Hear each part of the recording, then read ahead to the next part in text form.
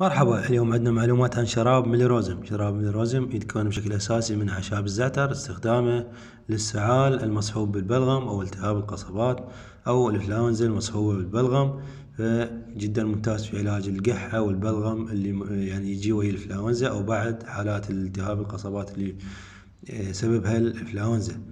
فمثل ما قلنا استخدامه من عمر سنة فما فوق، 3 مرات باليوم بعد الأكل. تحت السنة ما يستخدم. بالنسبة لاستخدام البالغين 10 سيسي 3 مرات باليوم بعد الأكل. الأطفال اللي أكثر من سنة 5 سيسي 3 مرات باليوم بعد الأكل.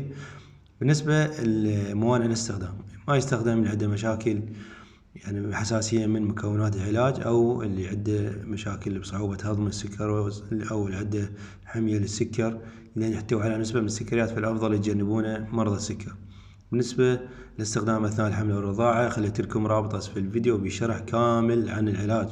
فشباب أتمنى تزورون الموقع اللي هو موقعنا، موقع القناة اسمه قصة الأدوية، نشرت به منشور كامل بالاستخدام أثناء الحمل، الجرعة بالمضبوط وشرح كامل عن العلاج.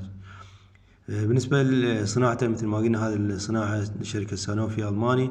طبعا أنا هذا الشراب يعني مجربه شخصيا، فعال في علاج البلغم.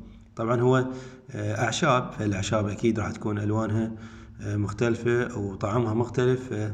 هذا شراب فعال يعني كتجربة شخصية، يعني ما أعرف إنه الأشخاص الباقين، بس أنا استخدمته وزين يعني كل زين في علاج القحة البلغم اللي يصير بعد الإنفلونزا والتهاب القصبات.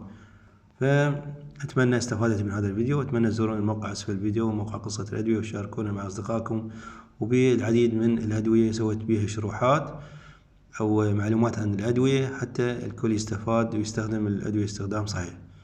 فخلونا لايك وشاركوا حتى الناس تستفاد، في أمان الله.